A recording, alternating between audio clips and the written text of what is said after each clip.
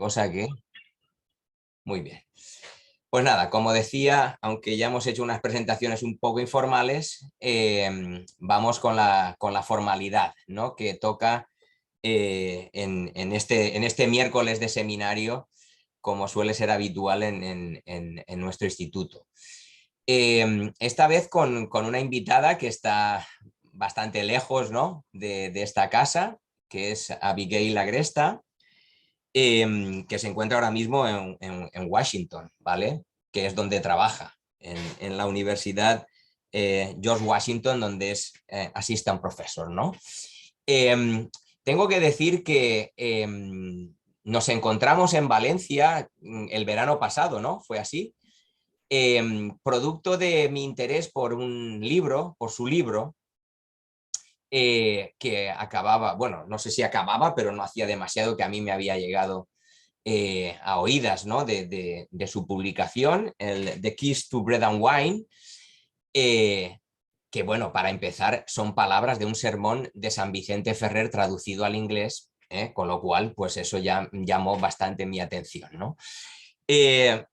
Bueno, y entonces le propuse en aquel encuentro de hablarnos de su libro, ¿no? En uno de nuestros seminarios.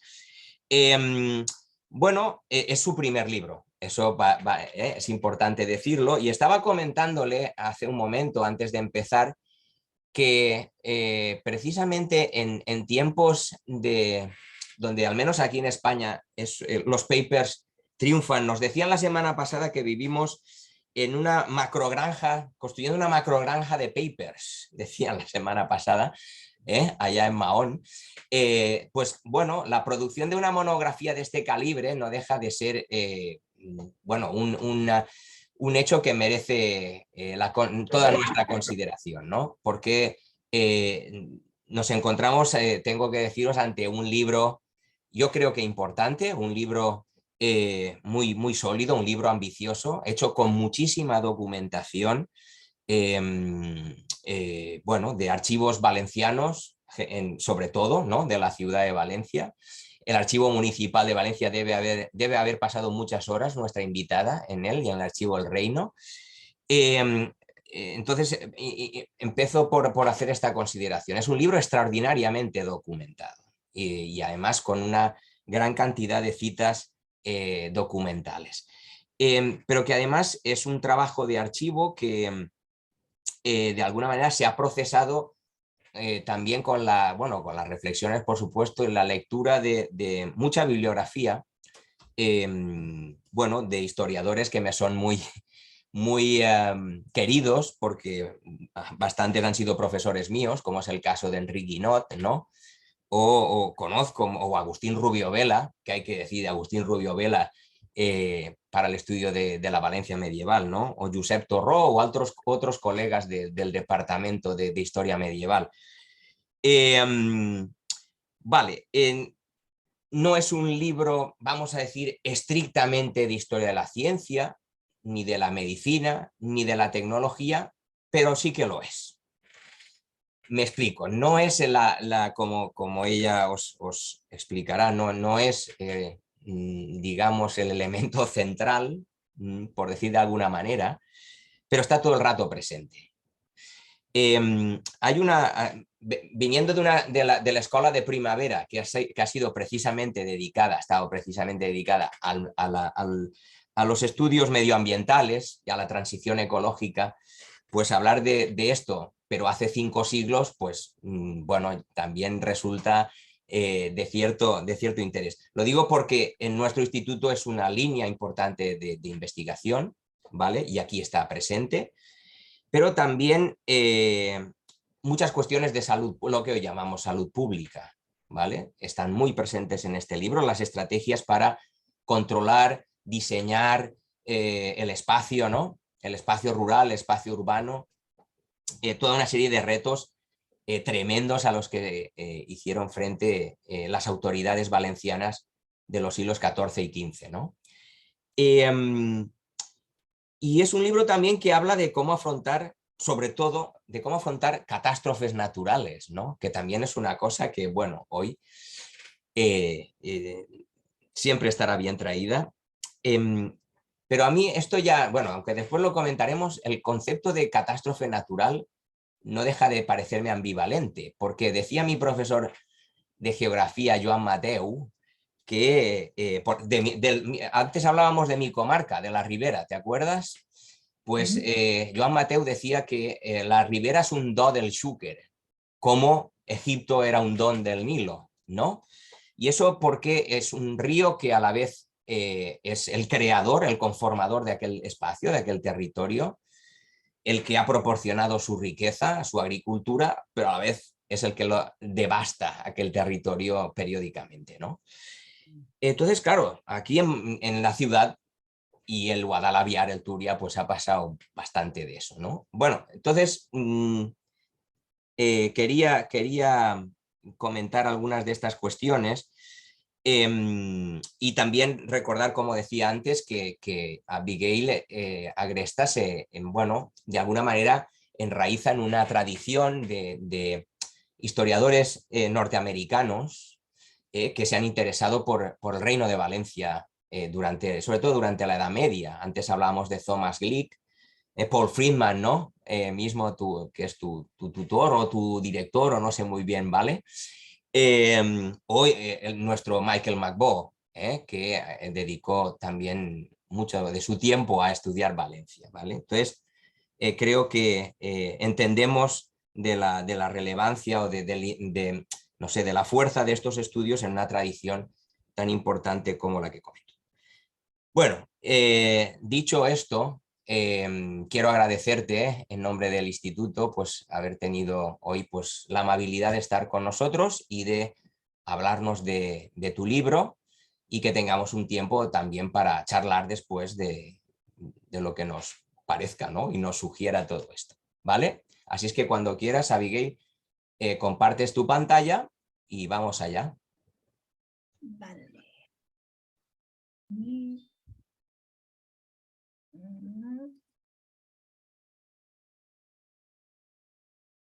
¿Funciona?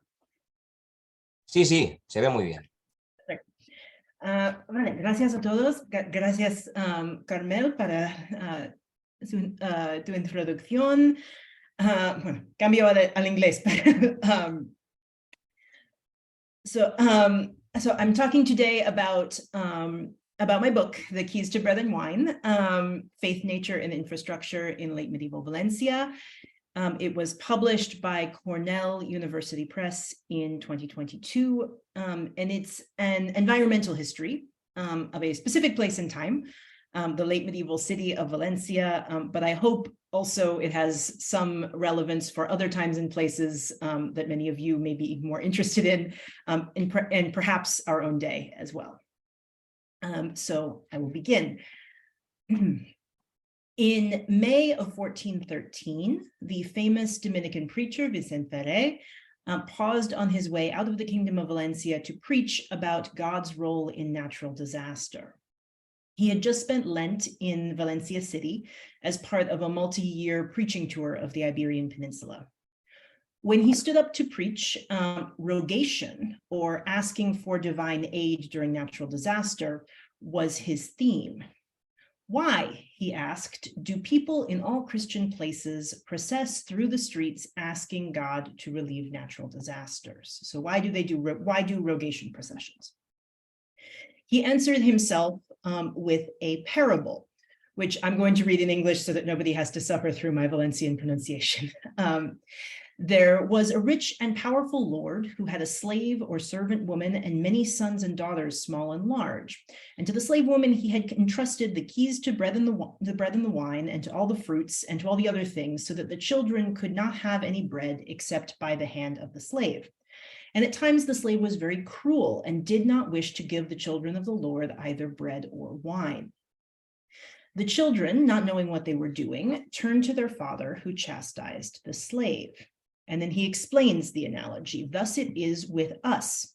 The Lord of this house, of this world, is our Lord God, and the legitimate children are the Christians. And the Jews and the Moors and other infidels are bastards, and for that reason do not have the inheritance of paradise. The slave and servant to whom God has entrusted the keys of bread and wine and other earthly things, is nature, from the hands of whom we must have bread and wine and other earthly things. As God our Father has ordained that at times she is excessively cruel to the children of the Lord, so that when we care to harvest much bread and good wine, etc., she does not wish it and takes it from us, sending hail, locusts, droughts, and fog. For this reason, we turn to the Lord our Father, praying him and supplicating him to chastise and curb his servant and order her to give us bread and wine and the things necessary to us. So this analogy, this is, of course, where the title of my book comes from, The Keys and Bread and Wine. But this analogy for the relationship between God, human beings, and nature is very much outside the norm for medieval preaching. Surviving sermons from other parts of Europe typically describe natural disaster as the just consequence of divine anger at human sin. But Ferrer is here positing that religious identity, not goodness, is the crucial factor. It is the legitimacy of Christianity that grants its adherents a right to expect the cooperation of the natural world. And when the natural world does not cooperate, the natural world is behaving cruelly rather than following the orders of God. So this set of relationships is also an overtly colonial one. In medieval Valencia and Cativa, most often described a captive Muslim sold into slavery. So we should assume here, I think, implicitly that this is a hierarchy where dominion over the natural world is translated into a set of implicitly religious and gendered power relationships. And this image would, I think, have seemed particularly appropriate to a medieval Valencian audience, which Ferrer would have known as a native of Valencia himself. The kingdom of Valencia had, of course, been taken from its Muslim rulers by a Christian king, Jaime of Aragon, in 1238, and continued at this point to have large populations of Muslims and Jews. And so this message about the role of divine aid in natural disaster was very specific to the place where it was delivered, tailored to the descendants of colonizers who saw their landscape as the triumphant result of crusade. One thing I hope that this story suggests and that my book shows is that there is no single medieval view of the natural world. Medieval peoples' imagined relationships with their environments were very much shaped by the specifics of those environments and by their understanding of their history. And so they were very, the medieval understandings of the natural world would be different in Valencia or London or Paris or wherever. And in Valencia, that history was a legacy of conquest, colonization, and religious difference. So my focus in the book is Ferrer's erstwhile hosts, the City Council of Valencia. I'm interested in how this group of men understood power over the natural world. So in Ferrer's terms, the keys to bread and wine. Who held the keys to bread and wine? Who had a right to them, how they could be used to unlock the potential of the land in and around the city from the 14th century to the early 16th. Specifically, I argue in the book that the City Council of Valencia's understanding of God's role in the natural world evolved in the course of its efforts to Christianize the city. The landscape around Valencia had for centuries been shaped by humans to suit human needs.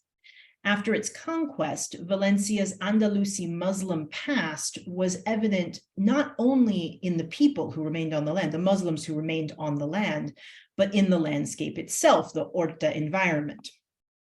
By the later 14th century, the City Council of Valencia began to take a lead in projects to transform and expand this constructed Horta landscape. During this period of governmental expansion, the council proposed a series of new infrastructure projects explicitly in response to frequent droughts and other natural disasters. Although few of these projects were ultimately completed, infrastructure proposals became in these years the council's primary response to natural disasters. At the same time, it sought to minimize visual evidence of the city's Islamic heritage within the city itself, and moved in the aftermath of the anti-Jewish riots of 1391 to eliminate the city's Jueria. So having rendered the urban landscape more visibly Christian, Valencia's leaders by the mid-15th century pulled back from infrastructure responses to natural disaster and focused instead on religious rituals that highlighted the city's Christian population. Late medieval Valencia therefore reverses the usual narrative of technological progress.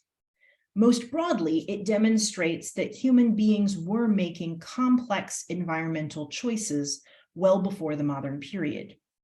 It also makes two more specific claims. First, governmental zeal for landscape improvement is not a modern phenomenon and did not necessarily increase as we get closer to the modern period.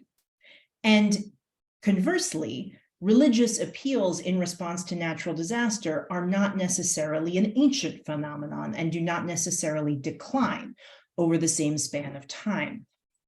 Religious and material approaches to the environment are, of course, not mutually exclusive, but even beyond that, in Valencia, reliance on ritual came much later than reliance on infrastructure planning. Environmental history is a field that began in the Anglophone world in the 1970s with a focus on the environmental problems of modernity. So technology, capitalism, the modern state, and how these entities degrade the natural world. Early works of environmental history tended to take as their subject the 19th and 20th century American West, and pre-modern environmental history was, for this generation of scholars, an oxymoron, and it was assumed that pre-modern people did not have the power to destroy or even to alter their environments. But subsequent scholarship has, of course, shown that this was not the case, that in the field of medieval environmental history has made significant strides over the last few years. These scholars have now established that medieval people across Europe shaped a variety of environments to suit their needs. But in this scholarship, there has been relatively little inquiry so far about the relationship between these efforts and religious belief. And particularly, there has been little environmental history done in religiously heterogeneous contexts. Iberia in particular has been left out, which is one thing I'm hoping to change with this book. So medieval Valencia's landscape and multi-faith society thus make it a particularly useful place to investigate the relationship between religious identity, environment, and governmental power. The medieval city was famous to contemporaries, both for its religious diversity and for its landscape of irrigation canals, both of which, of course, were legacies of 5 centuries of Muslim rule. After the 13th century conquest, this landscape itself shaped the long process of colonization. Since the orto was maintained by those whose fields fronted each canal, it required dense settlement to remain productive. And so it was actually the landscape that made it more difficult to expel the Muslim population after the conquest. Instead, the 13th and 14th century, early 14th centuries saw a slower, more limited series of displacements as of Muslims by Christians as the Christian settler population grew. Most Muslim farmers had been displaced from the richest irrigated lands by the mid-14th century, but the kingdom's population remained fully 1/3 Muslim through the end of the 15th century, including a significant Muslim community and a significant Jewish community within the city itself. So this was one of the only places in Christian Europe that really was a land of 3 religions, but also a land of 3 religions living in the same place at the same time. Contemporaries saw this religious mixing as a weakness, but it has fascinated modern historians, particularly North American ones, who just can't get enough of medieval Valencia, as Carmel noted. And so this has been, this strain of scholarship is usually associated with mid-20th century historian Americo Castro's term convivencia, the coexistence of 3 religions. Which has been one of the most vibrant strains of medieval Iberian history scholarship for decades, again, particularly in English. The term convivencia has been has been challenged and has been rejected and has been reimagined to encompass not only harmonious interaction, but also more violent forms of interaction. And the most compelling recent work in this field, I think, has begun to explore the sort of construction of religious identity and the ways, the energy devoted to imagining and maintaining boundaries between ruling and minority faiths. So my book is trying to bring that into conversation with environmental history, showing how such boundaries shaped the construction of the Valencian landscape and the imagined relationships between Christians, non-Christians, nature, and God. And in particular, it shows how the council's effort to erase Islamic buildings and streets and eliminate the Jewish community in the wake of the 1391 riots, make it possible for natural disaster processions to become a source of Christian civic pride. So rituals for natural disaster were, at least in part, products of religious violence. The later Middle Ages was also a period of climate change and climate transition. Bruce Campbell has called this the Great Transition from the medieval climate anomaly to the Little Ice Age. And to this, we can add also the Black Death, of course, of 1347 to 53 and the waves of plague that followed. Some scholars have linked those to climate as well. So all in all, Valencians of the later 14th and 15th centuries were confronted by more frequent and more severe natural disasters than their ancestors had been. But this was the sort of rate of increase of disasters as you get into the 15th century was barely perceptible across the course of a human lifetime. So this is a period where there were more natural disasters, frequent enough to require government response, but not so frequent or not so severe as to overwhelm the government. The governmental response was still potentially effective. And the government's choice of responses to these disasters was, I think, not really determined by the climate itself. It was determined by the cultural and political realities of governance in a religiously mixed society. On that note, one word about the sources for this book. So this book is based mainly on the records of the City Council of Valencia, now in the Archivo Municipal de Valencia. For most of this period, the council was governed by 6 jurats, 4 citizens and 2 noblemen, and a larger but less powerful conseil, including representatives from the aristocracy, the parishes, and the guilds. And within this structure, real power rested mainly with wealthy citizens from leading mercantile families. The term of office was only 1 year, but these officials controlled the appointment of their successors, and power tended to rotate between the same individuals and the same families for many years, and their policies remained very consistent over time. These records, of course, like all sources, have strengths and limitations. The council was not always in agreement, but records of disagreements are very scarce. We know very little about how the disagreements happened in the council chamber.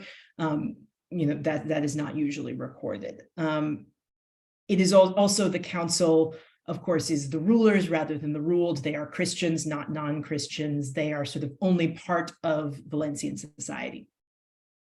But I think still they are a very useful part to study because they made a lot of decisions about the environment, and their decisions are very well recorded, unusually well documented for a city in this period, even in the Crown of Aragon.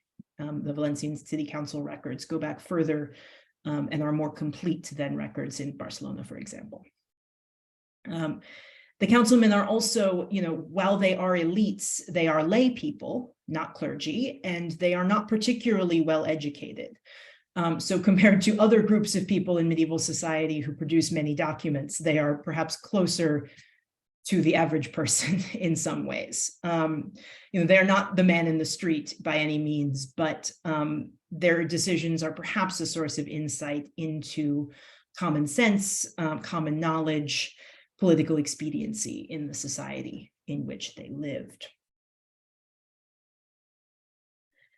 So I'm going to spend the remainder of the time that I have going through the book in a little bit more detail.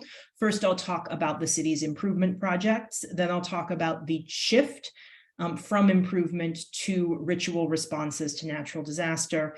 And then I'll talk a bit at the end about the difference between the responses to different types of natural disaster.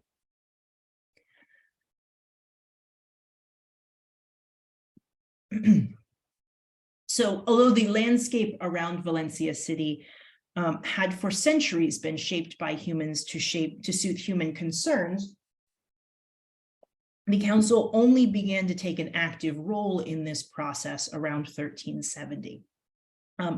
During this decade, the 1370s, the council emerged from a couple of decades of political crisis, with a government that was much expanded in size and ambition, and particularly the creation of a new municipal entity, the Junta de Municipals, expanded the council's capacity to rebuild the landscape that it ruled.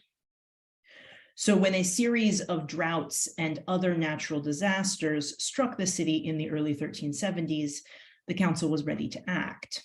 Rather than treating these crises only as temporary emergencies, they began to explicitly respond by proposing new infrastructure projects to fix the problems in the landscape.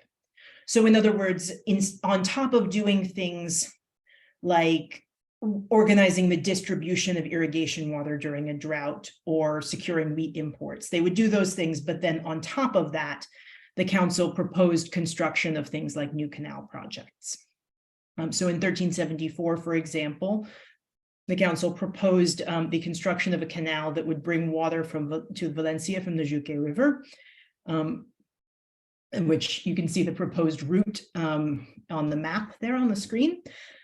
This was one of 4 major canal projects that the council initiated in these years, designed to bring water from a number of different sources into the Valencian Horta. The initial survey for this project was completed in 1376. The project had an astronomical price tag for the time, between 35 and 40,000 euros. The council tried to organize financing from lords and other towns along the route, but the negotiations faltered when the drought was over. With the next severe drought in the spring of 1400, the council revived the project again, and again said that this was because of the frequency of excessive droughts in the city. The pattern repeated itself through the early 1400s. Again, during droughts in 1404, 1406, 1413, 1415, the council moved forward with the project, but then whenever the drought ended, the progress also ended. The important thing to note here, I think, is that it would have been obvious from the beginning that a project this big would take longer than any individual drought was likely to last.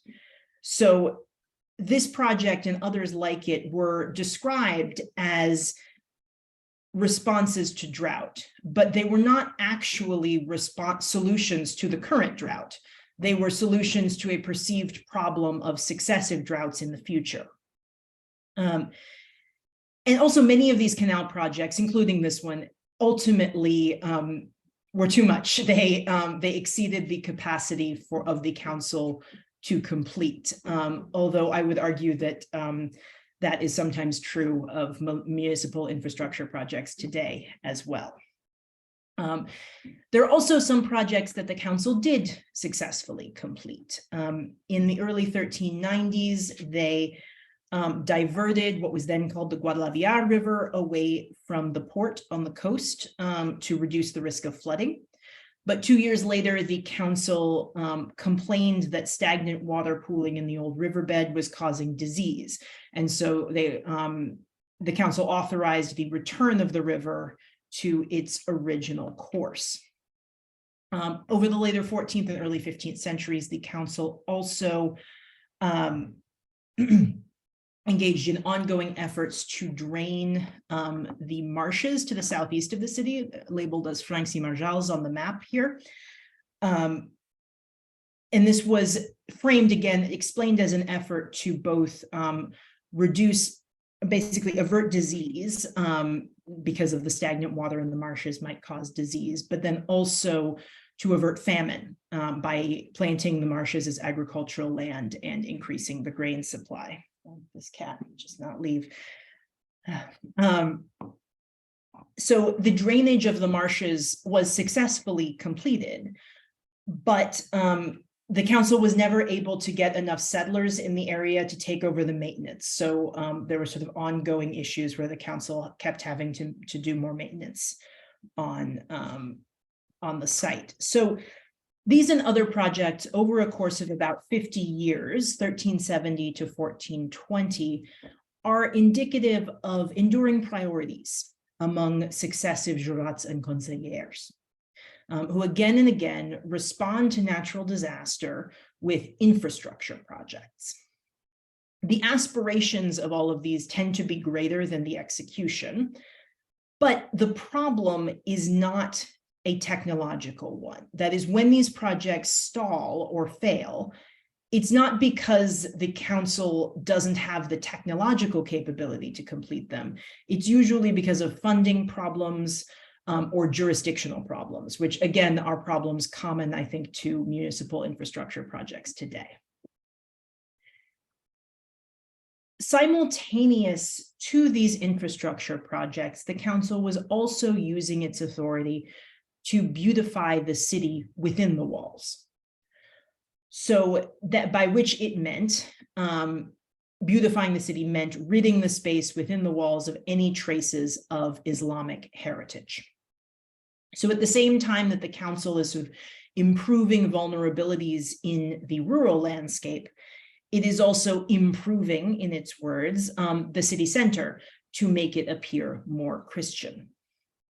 What did that mean? Medieval writers emphasized how cities were supposed to resemble St. Augustine's vision of the heavenly Jerusalem. That meant straight, wide main streets, organized in a grid, an orthogonal plan around a cathedral. Few cities in Europe at the time actually had such a plan. But in Valencia, as in other formerly Islamic cities in Iberia, the gap between ideal and reality is coded religiously. Valencia was understood at the time to have a street plan that was not only not ideal, but it was considered to be typically Islamic in a way that the city council found problematic. So the city's urban core, particularly within its original 11th century walls, the street plan was considered to be very Islamic. It had a few main streets and then a lot of dead end alleyways that were originally designed to be sort of semi-private to particular clan groups in the Islamic city. So the famous contemporary theologian Francesca Ximenez, who dedicated a treatise on good governance to the Valencian Council, exhorted them, as the city is still quasi-Moorish from the novelty of its taking, for that reason, you must attend to the walls, the streets, the squares and the houses, such that the Christian government and the Christian way of life prevails everywhere. And starting in the 1370s, the council begins to do exactly that. They issue permits for property owners to close these alleys and widen the main streets. And so in the 1393 letter, the council reflects on the urban reform efforts. This is the second quotation on the screen. This city was built by the Moors in their custom, narrow and wretched, with narrow, crooked streets and other deformities. For some years now, every day it receives improvements and embellishments, thank God. This effort to Christianize the city streets was explicitly connected to a broader desire to Christianize the urban public space. Simultaneous with street planning, The council began to put on a more elaborate calendar of Christian festivals, like Corpus Christi, that included processions that went down these same streets that had been widened. And the council also made greater efforts to keep marginalized groups like prostitutes and Jews out of the public space. The Jewish quarter of Valencia predated the Christian conquest of the city and was therefore located within this central urban core, which was problematic in the minds of the council because it was sort of too central for kind of religious reasons. And even worse, by the 14th century, the Jewish community had outgrown the old boundaries of the quarter, and many families were living in adjacent streets. This was technically illegal, but very common in the cities of the Crown of Aragon. The council made frequent legislative attempts through the late 14th century to separate the religions. Lastly, and most contentiously in 1389, by expanding the boundaries of the quarter, which immediately led to a lot of complaints that were urban planning related, that they were about blocking the flow of traffic in the neighborhood.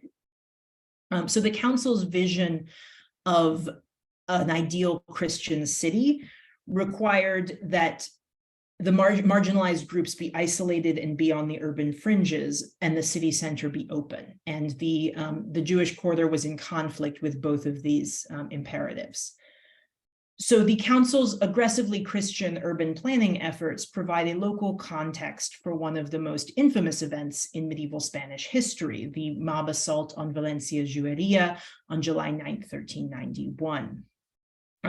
This killed about 200 people and forcibly converted most of the rest of the Jewish community and ultimately destroyed the Jewish community in the city.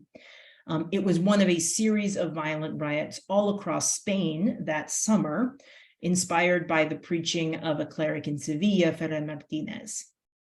The violence in Valencia is particularly well documented, and the city council's letters about this event make clear how they used the riot to further their pre-existing urban reform goals. So in a series of letters to the king and to other officials, the council describes the attack in such a way that it makes it seem as though the Jewish quarter itself is the problem, rather than the mob that assaults the quarter. They talk about how the walls of the Jewish quarter and the sort of ability of the Jews to close the gates to the quarter are actually the thing that causes the entire assault. And so for the council, this sort of leads obviously into their, this sort of convenient for them conclusion that the Jewish quarter needs to be eliminated, that they want the quarter to be demolished basically, and that space reintegrated into the Christian city. So as far as we know, the Jurats did not start the riot, but they do use it to their own advantage.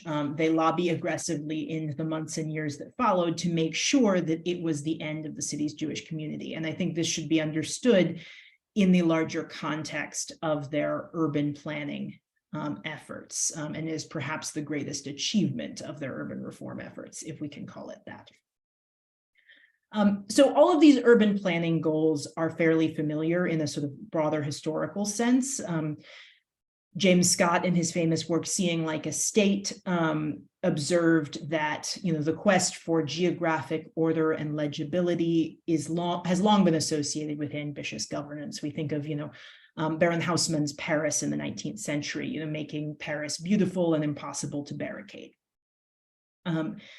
The Valencian Jurats are doing the same thing that 19th century reformers might have done, preferring an orthogonal urban plan in the name of public order. Even if, as all of you are very aware, that the Valencian Council's efforts to kind of rationalize the street plan of the city are not particularly visible by modern standards. We don't think of the city center of Valencia today as having very wide streets or very regular streets, but by their own standards, their efforts were a success.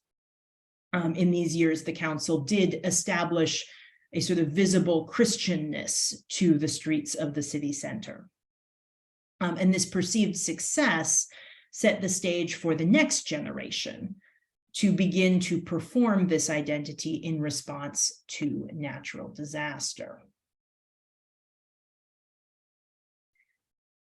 So the 1410s are another period of political instability in Valencia. King Martí dies without heirs. There's a 2-year interregnum, a lot of violence. Many Valencian citizens are killed, and there's a turnover in the makeup of the city council.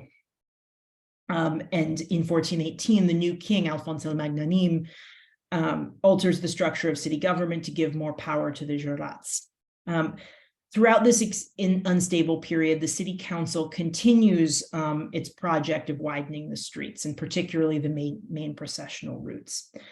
By the 1420s, the city is under new leadership and has streets better suited for urban ritual. So a lot of the main streets have been widened, which means it's easier to have processions in these streets.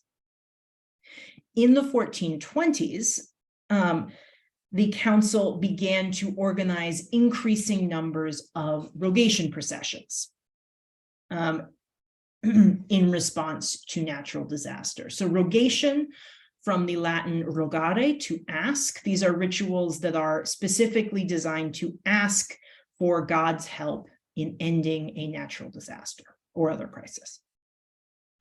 These are Christian religious rituals. They're organized jointly by the city council and the cathedral, but the council is the one paying for them. So it's the council who's basically deciding that these things are going to happen.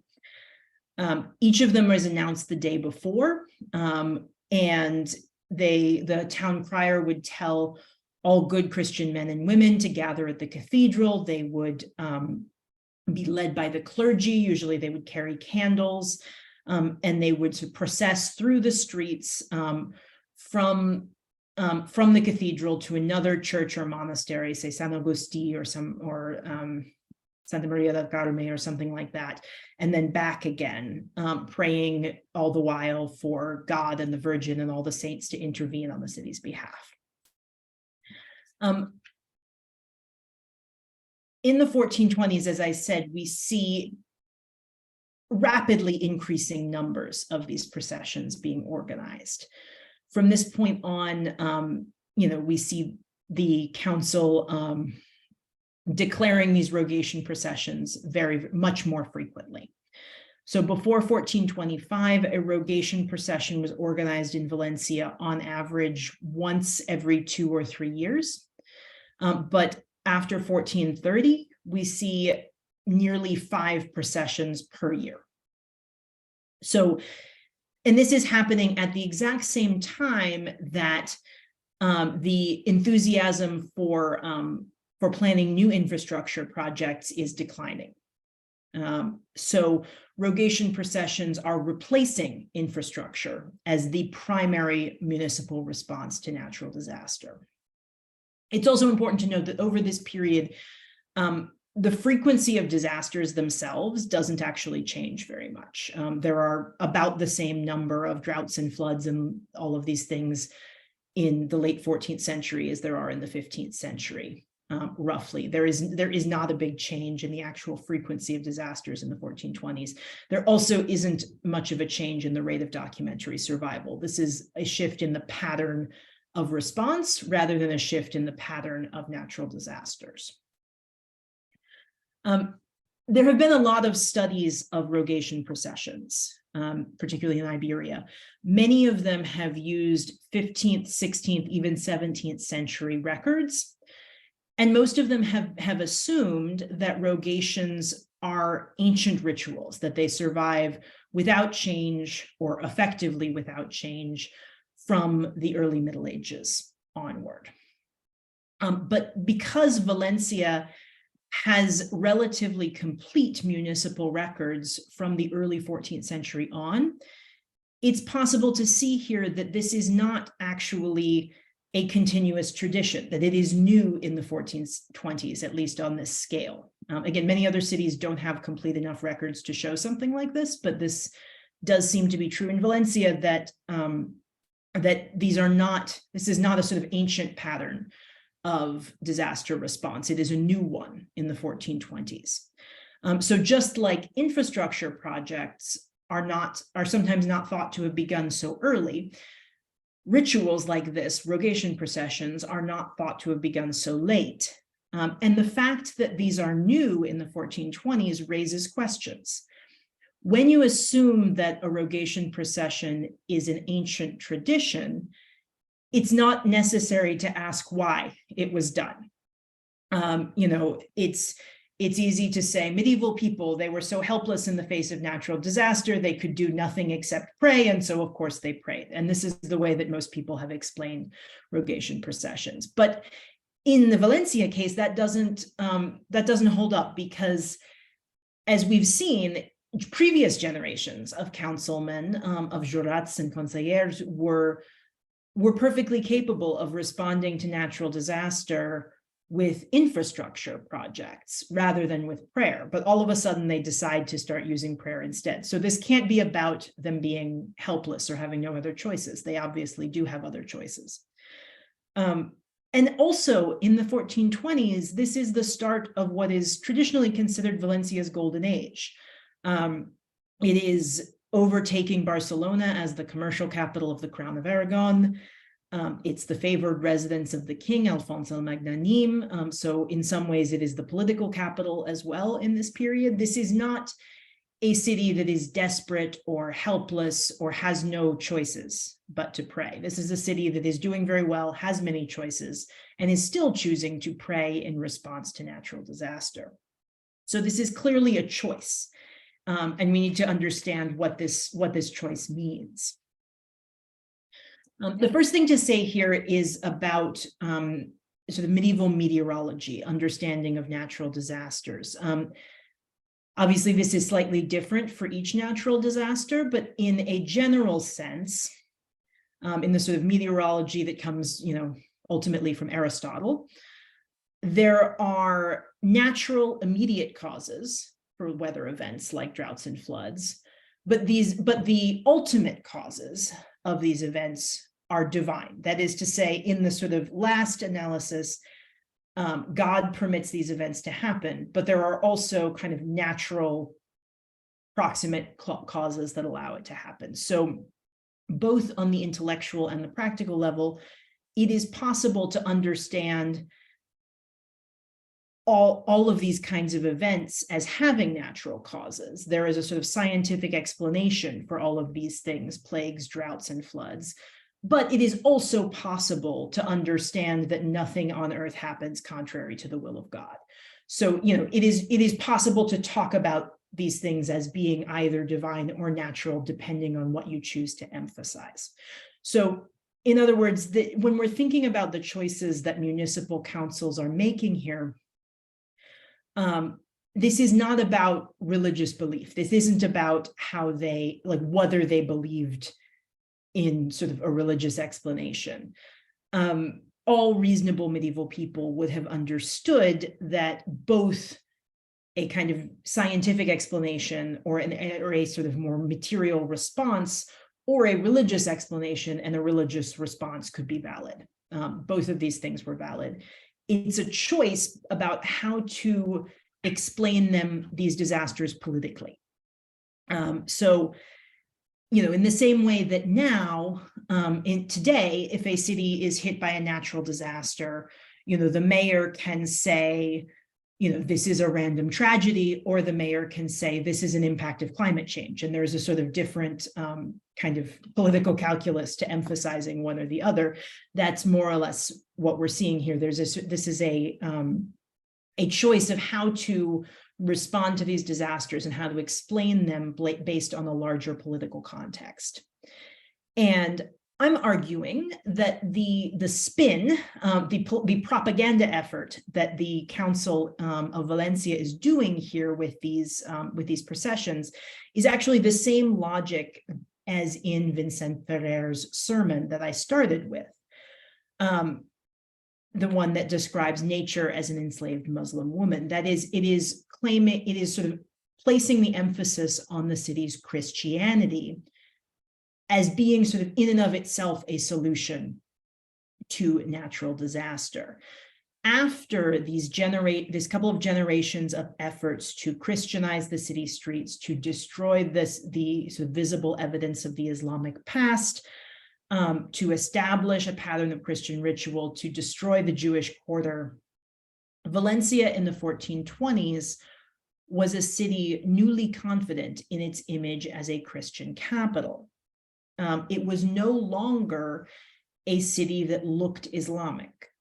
It finally lived up to the aspirations of the Christian conquest. So the particular appeal of rogation processions lay in their potential to connect the experience of natural disaster with this larger narrative of a triumphant Christian history of Valencia. In this sense, the rogation procession puts Christians in the role of, as Ferre would have put it, the legitimate children. They are going to God, not in penitence, but demanding his help, demanding God's help as their right, because they are his legitimate children. So in that sense, in Valencia, I think these rogation processions, while this sort of technically they are supposed to be penitential, they are actually celebrations of the city's Christian identity, which were considered particularly useful in moments of natural disaster. And this is emphasized by the fact that in Valencia, unlike in other cities in the Crown of Aragon at this time, unlike in Barcelona, for example, these processions are not usually focused on relics or on trips to, or on sort of visits to a particular saint shrine. The emphasis is on the community of Valencian Christians marching through the streets with candles in their hands. And so, in other words, in these moments of crisis, the city government used processions to remind its citizens that they had, in a larger sense, already won. That as Christians, as the descendants of crusaders, they had already earned the cooperation of the natural world, or what Vincent Ferrer would call the inheritance of paradise. So that is the main argument of the book. I also, in the later chapters of the book, make a secondary argument that while there is this overarching pattern of response to natural disasters, the Valencian City Council responses also vary depending on the type of disaster. That is, there is this pattern of increasing rogation processions for all disasters, but there are also differences within the different types. So I'll just go through those very quickly. Drought is the most common disaster. It's the disaster around which the whole Horta was designed. In fact, the Horta and the irrigation worked so well that it was not really that much of a disaster in some ways. There were a lot of ways to respond. But interestingly, the council's documents still describe the absence of rain as a crisis. A sort of, they'll talk about rain as the dew of God's grace, and the absence of rain as a sign of God's displeasure, even though, as we all know, it just doesn't rain very much in Valencia, and that's not necessarily a problem because the irrigation tends to work very well. So that's a little bit strange. The other thing also is that the documents, when they describe it as a sign of God's anger, the lack of rain, the drought, it's always in response to vague, collective, unspecified sins. They never blame anyone in particular for drought, any particular sins or any particular groups. It's always collective and non-specified. By contrast, plagues are blamed on specific sins and specific groups of sinners. And I think that this is reflective of the sort of understanding of the causes of plague as being more linked to human behavior than drought is. So For the first century after the Black Death, the plague was treated primarily as a problem of corruption, sort of corruption that causes the miasma in the air. The council confronted corruption on a material level, cleaning the streets, things like that, but also on a moral level, with legislation targeting offenses related to gambling, blasphemy, prostitution, and procuring. Although interestingly, not targeting religious minorities. So the sins that are being associated with plague here, they are offenses that target particular marginalized populations, professional gamblers, prostitutes, procurers, all of whom tend to be immigrants. So they're targeting marginalized people, but the activities of gambling and prostitution are activities that implicate a whole lot of society, including, and the legislation makes this clear, the sons of the city's ruling families. So these are sins practiced by marginal people that are sort of corrupting the social fabric, is the idea. And in that sense, they are the exact equivalent of sort of trash on the streets that is going to kind of, this is fairly minor, but going to be dangerous if it spreads and kind of corrupts the air and corrupts things in general if it spreads. So, these are not sort of really, really extreme crimes like treason or sodomy that are being connected to plague. These are kind of lower level offenses, again, very, very much equivalent to a kind of the material, the public health responses, which are all about sort of targeting trash and filth. So there's a kind of unified view here between the public health and the religious aspects. And this view transforms over the course of the 15th century. Starting in the mid-15th century, municipal governments began to treat plague as contagious and favor public health strategies that are focused on quarantine and eventually isolation hospitals. And the definitive shift in Valencia comes with the outbreak of 1475 to 76. From that point on, there are quarantines for every outbreak of plague. And during this same outbreak, and it's a little bit hard to see on the map here, but the council shifts the form of the religious processions to echo the logic of contagion. So the logic of contagion is all about maintaining the boundary of the city, keeping people out. And all of a sudden we see processions that are about affixing protective images of angels to the gates, or making a circuit around the walls, or visiting every parish church, covering ground within the city. So that this kind of, the form of the religious processions is also starts to emphasize this protection, at the same time that the public health approach starts to emphasize protection. So this shows once again that natural disaster rituals are not static, unchanging traditions. They are adapting to changing understandings of the disaster in question. And finally, floods and locust swarms are probably the two types of disasters that have the most obvious biblical reference points, the flood in Genesis and the 8th plague of Egypt, respectively. And one scholar has suggested that these obvious examples with which everybody would have been familiar would have shaped, has shaped the way that certain types of medieval writers describe these events. That is, everyone knew about Noah's flood, and so it has been argued that people were more likely to describe floods as the end of the world. But we see the opposite in Valencia. The Valencian Council's religious responses to these type of catastrophes were more ambivalent than for any other type of natural disaster. Before the late 15th century, the council never describes floods as divine punishment, ever. They instead describe them as, in this example on the screen, they treat them as the consequence of a blocked water system, and they don't bring God into it at all. And only for locusts of all natural disasters does the council publicly express uncertainty about whether they are divine or material. That is, the council is usually perfectly comfortable saying, just putting religious rituals and material responses and doing both of them at the same time, they normally don't see a conflict.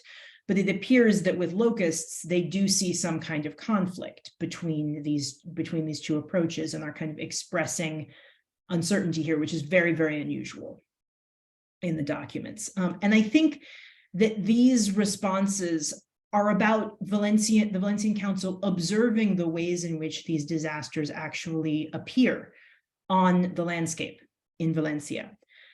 So the way that contemporaries describe floods, they fill up the dry channels and the channels overflow. And so it looks much more like drainage problems than it does, the sort of pictures of Noah. And with locusts, the problem is that I think as an experiential matter, the experience of kind of killing locusts does seem to be in conflict with the religious interpretation. So, if for a drought, it's perfectly possible to sort of ration water and also pray. These two things don't seem to be in conflict. But with locusts, on the one hand, you're saying locusts are the instruments of divine punishment, and on the other hand, you're going out and squashing them with your bare hands. And those two things, there seems to have been a perception of conflict there. So the point of all of that is that the Valencian Council is not reading from a standard religious script. Again, these are not sort of static interpretations. They are looking at what is happening around them and responding accordingly. And finally, just to wrap up, so to argue that medieval city governments made choices with regard to their environments is to argue that modern patterns of environmental rule and disaster response are quite old indeed, older than modern capitalism, modern technology, and the modern state. And the specific reasons why the Valencian Council made the choices that it did are bound up in the local history of religion and conquest and colonization in this particular place, just as is always the case with all other governments, modern and pre-modern governments alike, are sort of, are responding to the particulars of their own types and places. So my book, I hope, shows how the study of environmental history can and must expand into religiously diverse medieval environments, and how the study of religious history in Iberia, convivencia, can move on to new ground. And it also shows a medieval city government facing some of the same issues that confront municipal governments around the world today: natural disaster, pandemics. And modern governments use a similar array of tools, technological tools and ritual tools.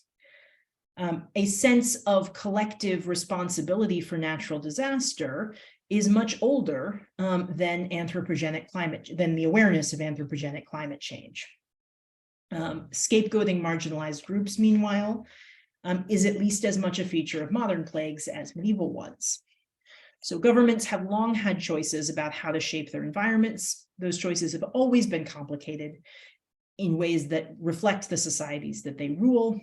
This was true in medieval Valencia, and it remains true today. Thank you very much for your attention. Muy bien. Muchas gracias, Abigail, por tu speech, tu conferencia, tu presentación. Antes había olvidado dar una de estas claves que ahora hemos visto estupendamente, que es esta cuestión de la ciencia, la relación entre la ciencia y la religión, ¿no? Que también hace unas semanas nos ocupó con un seminario dedicado a un libro sobre esta temática, ¿no? Y que aquí está, ya lo habéis visto, es uno de los ejes centrales también, ¿no? Bueno, pues es el momento para que formuléis vuestros comentarios, preguntas. Vuestro turno. ¿Vale? Y si no, empiezo yo, ¿eh? Bueno, te voy a hacer una pregunta. Tengo varias, pero hay una que a lo mejor es tal vez un poco técnica. Me ha extrañado no encontrar más en tu libro la figura del Mustasaf. No sé por qué era uno de los individuos o de las instituciones a las que tocaba más de cerca muchas de estas cuestiones de las que has hablado. Y mirando el índice mismo, ¿no? Porque yo intentaba recordar y decía, no, pero no sale apenas, ¿no? Y en el índice lo mencionas 3 veces. No sé si podrías aclarar un poco si es que tuvo poca presencia o no sé qué pasa aquí, porque me ha sorprendido esa cuestión. Eso es un problema de la documentación, que la justicia del Mustasaf era oral, no había documentos de las actividades del Mustasaf. Entonces, bueno, es posible decir un poco sobre las reglas, las cosas prescriptivos, pero de la práctica no puede. Entonces, sí.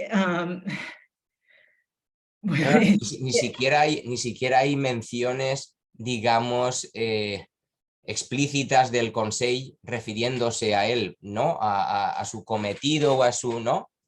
Es una... Sí, a veces hay cosas que el Consejo dice que, bueno, es una... Dilo, Abigail, habla en inglés que si no tienes que pensar mucho.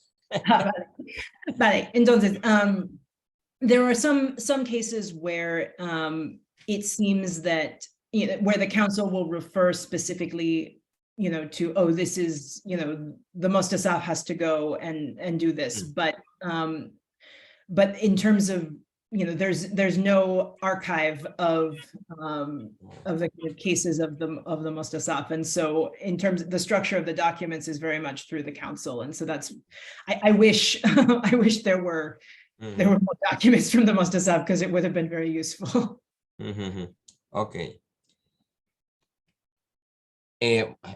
Bueno, pues os veo, yo sigo. Hay otra cuestión que me ha llamado la atención y es en el gráfico que has mostrado, hacia finales del siglo XV, principios del XVI, el número de procesiones va en descenso, claramente, ¿no? Y eso tal vez sorprende porque además has dicho el número de, digamos, de acontecimientos catastróficos parece que se mantiene durante todo el periodo y las procesiones en cierta medida deberían ser como mínimo las mismas o más, ¿no? Pero en cambio la curva, esto, ¿a qué se debe? ¿A qué se puede deber?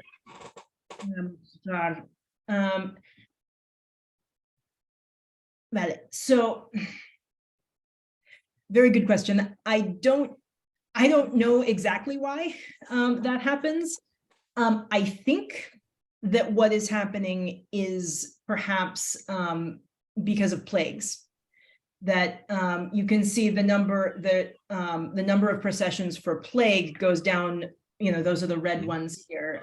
They go down much more, and I think that is because the city council is leaving the city during plagues by the time at the end of the century, and so they aren't organizing as many processions for plagues anymore because nobody's there anymore. Everybody leaves.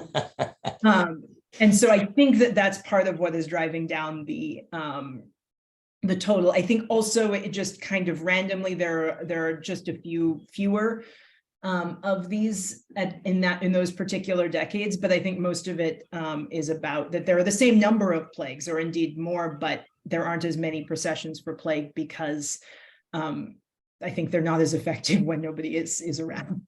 Yeah.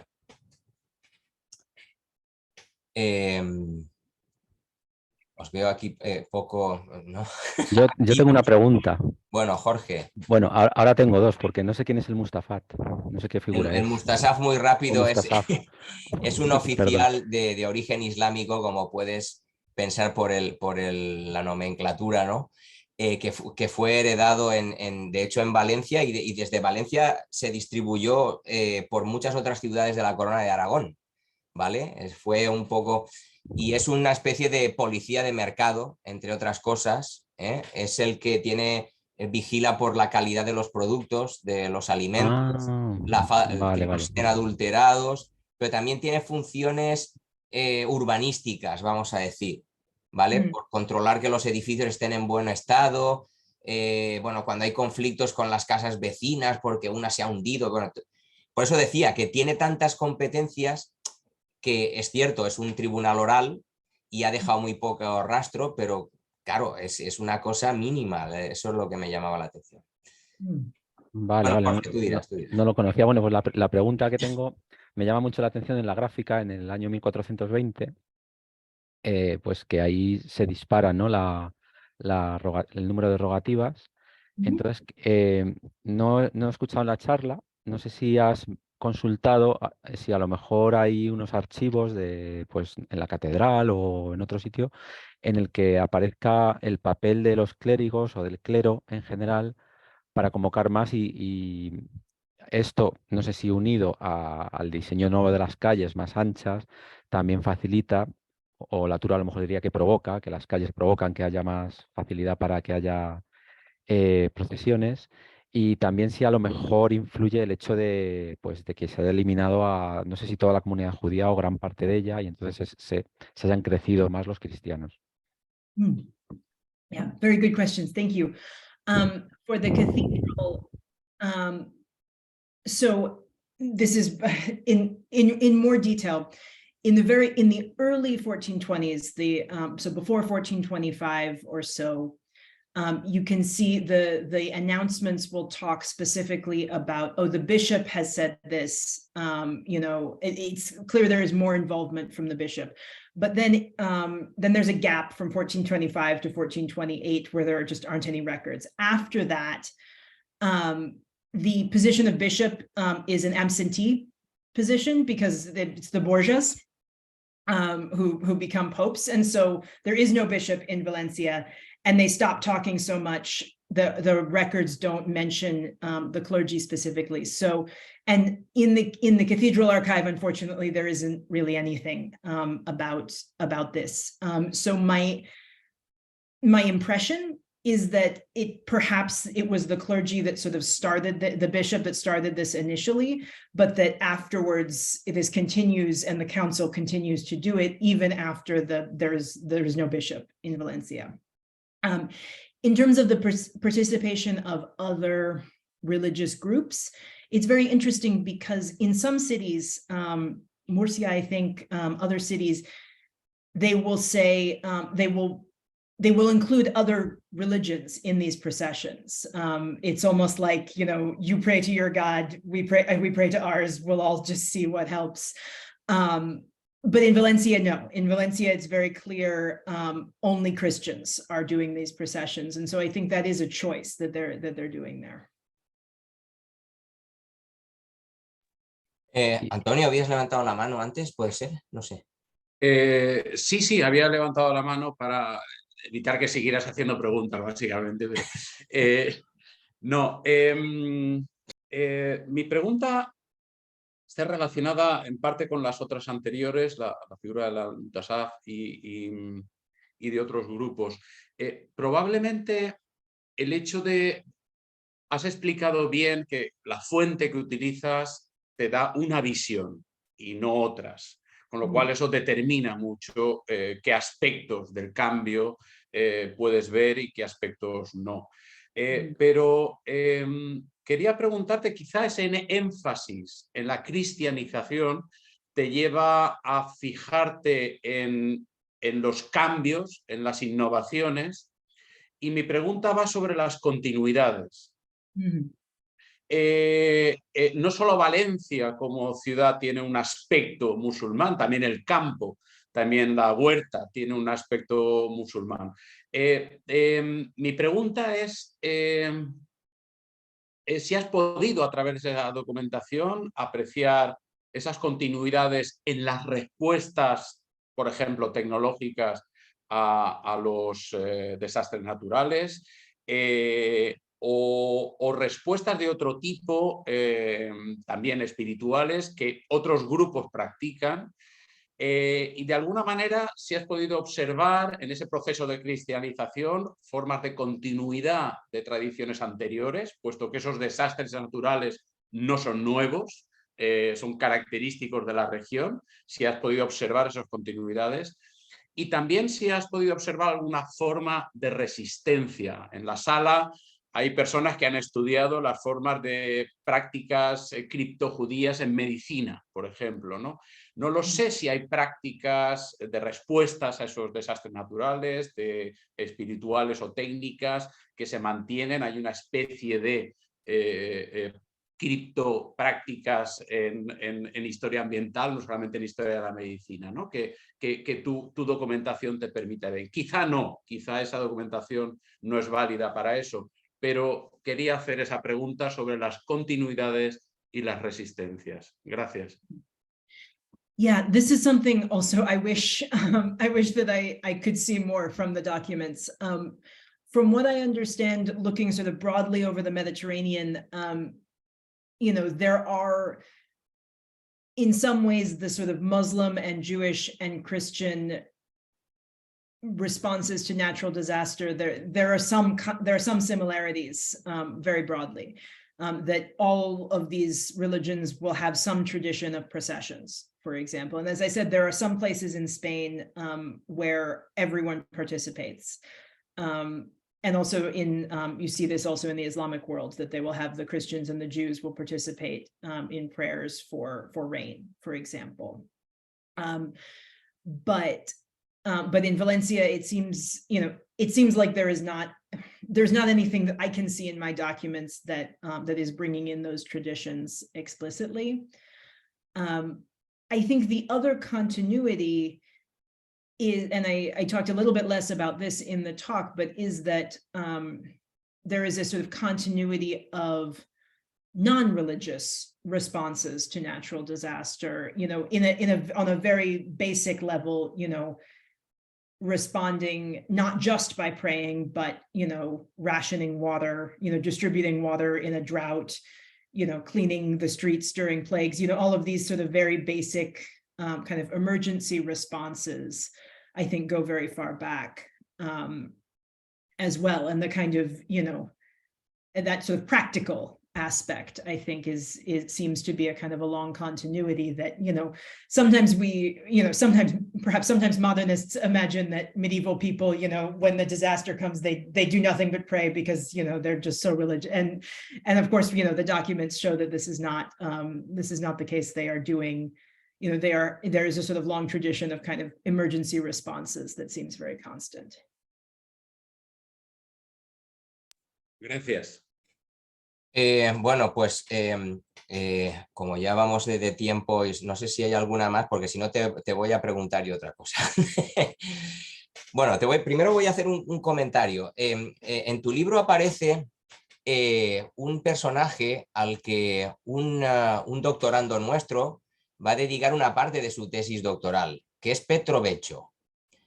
Petro Beccio es una especie de Leonardo da Vinci, es un personaje que viene de Nápoles a Valencia y estará bastantes años trabajando como relojero, también aquí y en Alcira, aquí al lado de mi casa, también fabricando máquinas de guerra, y está involucrado en uno de los proyectos para trazar una acequia, un canal, ¿no?